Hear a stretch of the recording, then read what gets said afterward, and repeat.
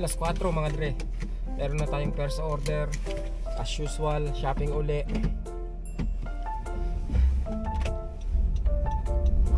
Okay lang naman sa akin yung ano mga dre, no? Shopping. Kahit pa paano, ayos lang.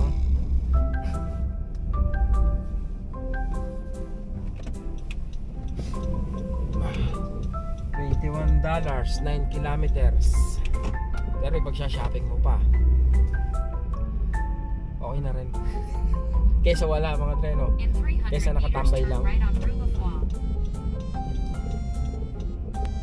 Ano lang talaga, tsaga-tsagaan lang talaga. Yan ang laro mga treno. Tsaga-tsaga. Lunes pa lang yun, Lunes. Nabanggit ko na kanina, Lunes. Tignan natin kung makamagkano tayo mga treno. Kasi mas kano tayo nagsimula. Kahit makaano lang ako 40 o 60, masaya na ako dun mga treno.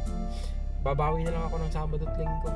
Kasi pwedeng pumalo rin ng mga 500 hanggang 600 o 700 mga treno pag sinwerte-swerte ka sa loob ng isang linggo. Pakunti-kunti naiipon. Kesa wala, mas mainam na mga treno.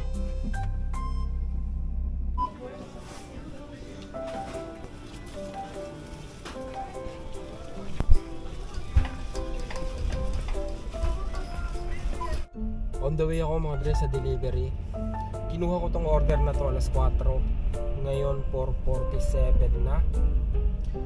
30 minutes akong nag-grocery. Mabilis pa yon mga dre kasi yung pinamili niya is halos nasa isang section lang mga dre. Puro gulay.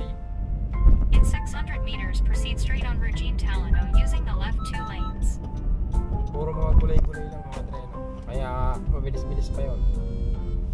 Pero kung mag-iikot-ikot ka pa, mas matagal yun, no? Kaya talagang lugi sa grocery. Lugi sa oras mga dre, Kasi ito $21 eh. 10 items or $21 kung tatrabahuhin ko to ng mahigit isang oras, diba? Parang gano'n ang bilang ko mga dre, no? One down. Ngayon naman pabiyahe naman ako pa uwi. Yun ang style mga dre pag medyo malayo yung mga pagdideliveran. Siyempre back to the home base ako. Ano ba ito? Simbahan? Simbahan. Yun o. Baliktarin ko. Kakaiba to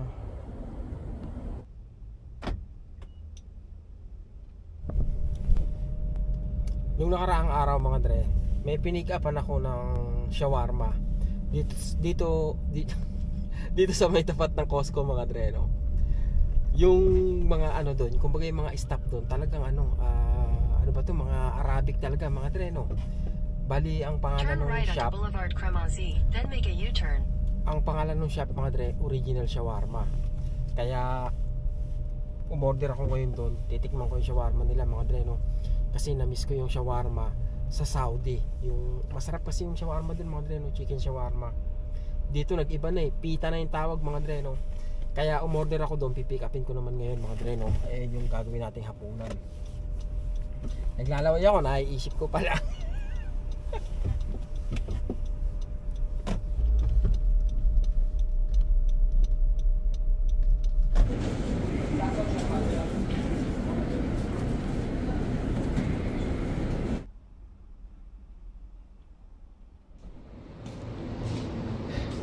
Day 3 na, Martes mga dre, no? Eto na lang. Etong side na to, wala. Papakinangin ko pa ba? Hindi na mga dre, no? Day 3, ito na lang gagawin ko. Hindi ako pinagpintura. Sabi, pag natapos ko na daw to, tsaka ako magpipintura. Inurasan na ako dito. Hanggang 12 o'clock daw. Mukhang matatapos ko na to, dapat.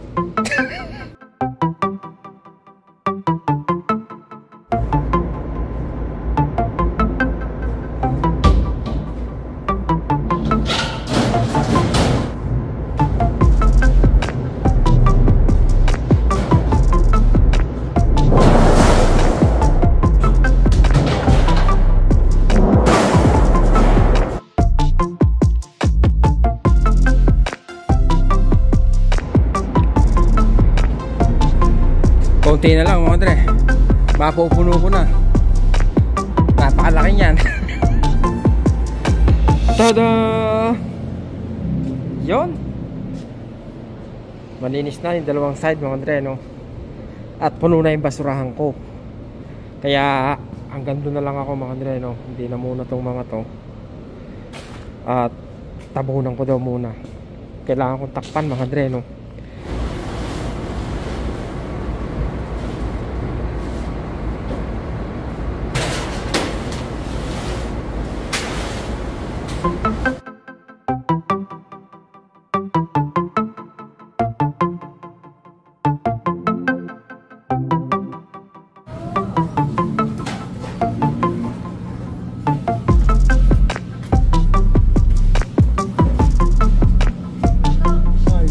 Adobo.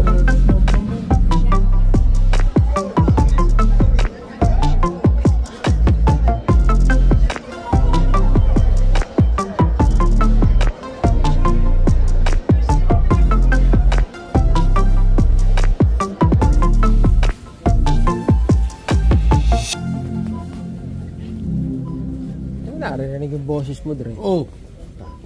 Isip nga ako, putya, walang mapwepwesto ito mga... Parang ang ganda na taguan mo pala. Ah. Ingay. This is my boss. Parang nagtatago ka talaga, Dre. Ah. Ibang aking ano dyan. Ah? Ibang mga tagu-tagu ako dito. Saan ko parang hindi ko naririnig yung boses mo? Ha? Diyan ka ba nagtatago? Hindi na ako masyadong nagsasalita. Oo? Baka wala ka nakakwentuhan ah. Busy ka pa. Ano magkwento ako sa sarili ko?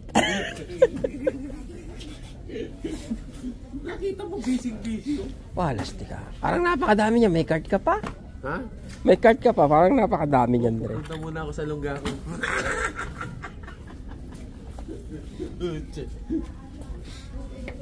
Titignan ko nga kung may mapwepeso ang kaso wala talaga. Pag ang hiring ba dito, Dre, ano? Ang hina-hire dito mga may background din sa Pharmacy? Oo. Yung mga certification din. Kailangan ganun din. Kasi minsan mapupunta ka doon, bibilang ka ng gamot. Oo. At marunong ka rin, oh. May background ka. May background ka. Pwede mo na Hindi pwede manghihilot. Ha? Manghihilot. Pwede rin. Pwede rin. Manghihilot na. Maghihilot ng pigsa mo. Ikaw magpapaputok, no? Sige pre, hanap buhay muna ako ha. Ah, sige. Barya.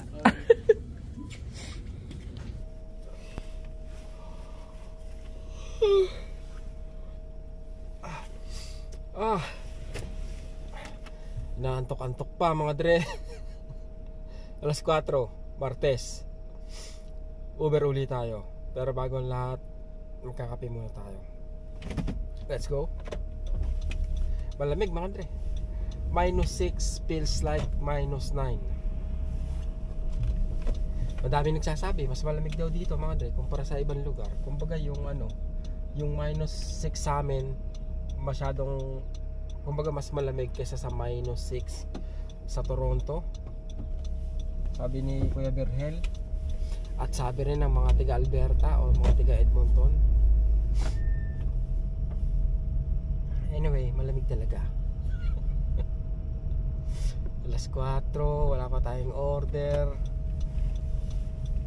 Hindi ko alam kung hanggang anong oras ako ngayon mga Dre, no? Hanggat kaya ko eh. Parang ganun na nangyayari.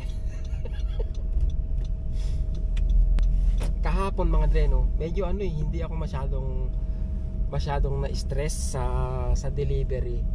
Kasi kahapon iniwasan ko yung mga Dre, no? Iniwasan ko yung pag-grocery. Kasi nga ang style ko, nire-reject ko yung mga 1.5 kilometer na $5 o $6. Tapos ang kinukuha ko yung mga $25 na merong kang groceryhin ng mga 8 to 15 items. So nung nakaraan, inurasan ko yung sarili ko mga Dre, no? Yung 8 items na madaling groceryhin na napamili ko siya within 30 minutes. Pagkatapos kung ihahatid ko pa siya another 20 minutes, so 50 minutes lahat, or magkano yung kahapon, $26 yata mga Dre, no? Eh yung pabalik ko 'di ba? Another 20 minutes yun kung wala akong makuhang order. So lugi talaga sa ano mga dre, no? Dun sa pag-grocery, unless na may makuha kang magandang order talaga. Kaya ngayon naisip ko mga dre, mag-iiba naman ako ng strategy. Kukunin ko yung malalapit na $5, tapos sa grocery siguro mamimili ako ng magaling mga dre, no? Pera na lang talaga kung maganda yung bigay, iyon kukunin ko siguro. Pero kung hindi rin lang, hindi na lang, kasi lugi nga sa oras mga dre, no? Lugi sa oras tsaka sa pagod. Kaya yun ang susubukan nating strategy sa mga susunod na araw. Pagkatapos susubukan din natin yung hindi na mamimili. Huwag lang yung mga $3 tsaka $4. Hindi ko talaga kukunin yung kahit ano mangyari. $5, $6 pwede, pero yung mga $4, $3 hindi ko kukunin, promise.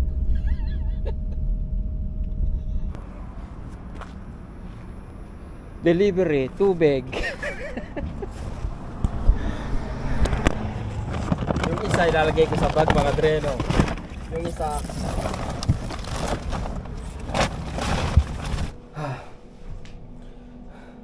$26 kasi yan mga dre, no?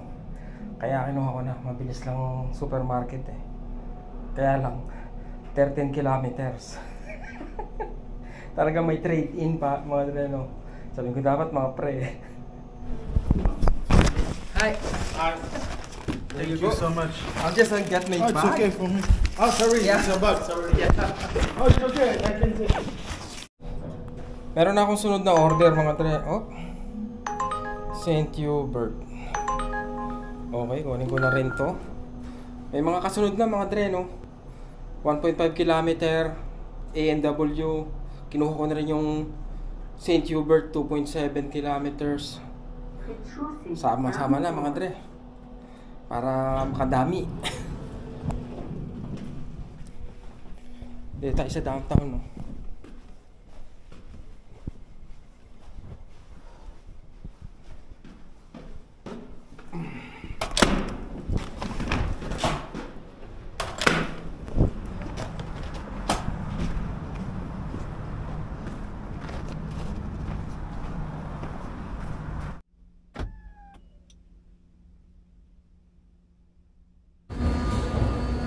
Kala ko naliligaw ako mga dre. Hindi ko makita A&W. Dito pala sa baba daw. Okay. Saan kaya dito?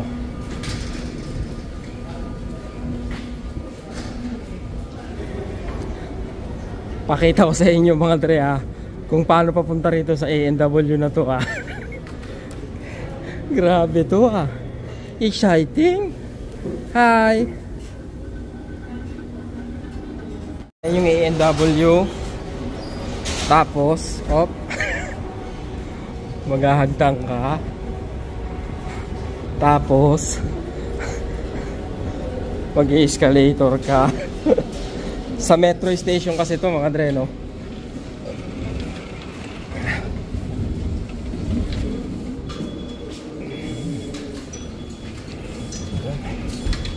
There you go. Escalator. Paano mo malalaman, di ba? Buti na lang. Magaling ako mag-France eh. Magaling magtanong.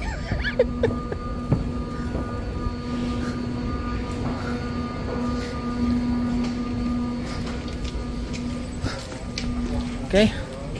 Meron pa tayong isa.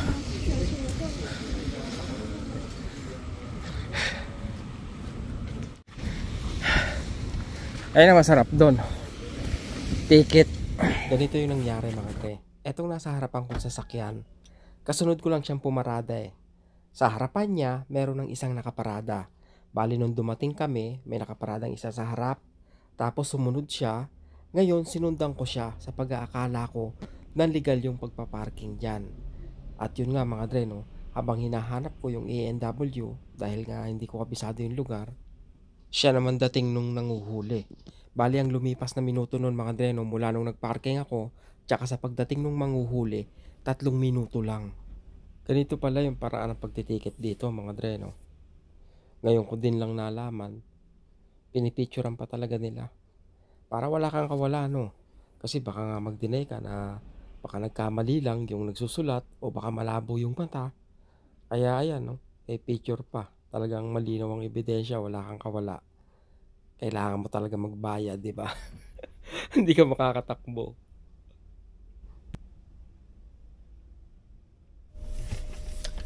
So ayun nga mga dre, no, tinamad na tayo bumiyahe kasi natikitan tayo pambera. Alam niyo ba kung magkano yung ticket na yun mga dre? $102 minimum fine, $71, cost $31. Wala stick. Ano yung cost na yun? $102 mga dre, no? Ang kinikita ko pa lang 42. Di abono pa ako ng 80, ng 60. Kahapon kumita ako ng 80. E di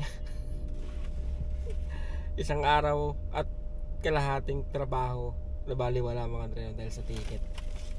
Kasi kung napansin nyo mga dre, no, saan ba yun? 3 kami sasakyan dito mga dre, no. 3. Ayan yung nasa harap. Tapos nasa dulo yung sasakyan ko. Nung papasok ako mga dre, no, nung paparada ako, nung pumasok ako sa street na yon, yung isa, may nakaparada ng isa. Tapos sumunod mga dre yung kulay pula. Tapos so nakita ko dalawa nakaparada, akala ko pwede ngayon, di pumarada rin ako mga dre, no. Tapos pinindot ko yung hazard, bumaba ako. Pagbaba ko, pagtingin ko hindi pala on yung hazard. Sabi ko, ay hayaan mo na, saglit lang naman ako eh. Pagpasok ko ngayon doon sa may pipikapan ko mga dre, nahirapan akong hanapin kung saan ako nagpunta. Hanggang nagtanong-tanong ako. Nakita niyo naman kung paano pupuntahan yung A&W, no. Siguro lumipas yung mga 5 minutes or siguro wala pang 10 minuto mga dre, no. Tapos yun, pagbalik ko may ticket na nga. At nakakapanlambot mga dre, no. Nakakapanlambot yung nangyari, kaya nawala na ako ng ganang pumikap ng kumuha ng order. Pero siguro bukas na lang ulit mga dre, no. Pahinga na muna. I don't want to push my luck. Pambihira. Anyway mga dre, no, okay lang.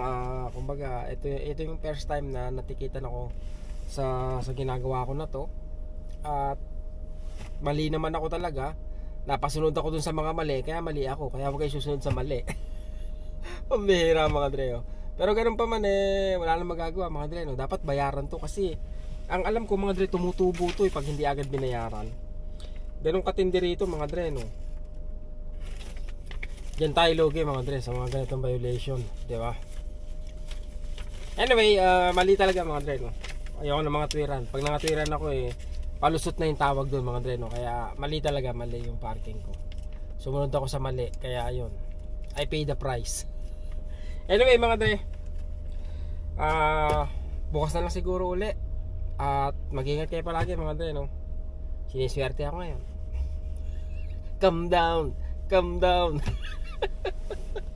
Okay mga dre, hanggang sa ulitin, no. Titigil na muna ako sa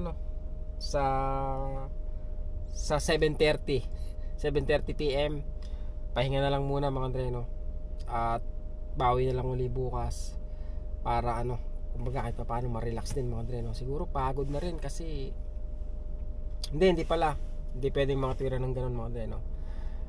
Mag-ano lang ako, magpapahinga na lang siguro ako mga dre, no. Kasi nga mga dre, ever since na 3 weeks ago mga dre, no, mula lang nagsimula akong mag-Uber 3 weeks ago, hindi pa ako nagpapahinga mga dre, no. As in, kumbaga nung simula nung first week ko mag-Uber mga dre, no, 8 to 10 ako ng 8 to 10, no. Ganon, first week. Tapos nung nagsimula ako sa plaza, every time na uuwi ako sa plaza, magpapahinga lang ako sa bahay ng 1 oras, lalabas na uli ako, aabutin uli ako ng 8, 9 or 10 PM. Ganun ang ganun mga dre, no. So 3 weeks ko nang ginagawa yon, 21 days na. Kaya eto na muna yung ko, kumbaga time off. Pahinga muna mga dre, no. Ingat kayo palagi mga Dre, no? At salamat. At huwag kayo masyadong magpapakapagod. Mahirap, lalo na kung nagdadrive ka, di ba? Okay mga Dre, thank you ulit ha. Peace. Wait, we don't have to start the day yet.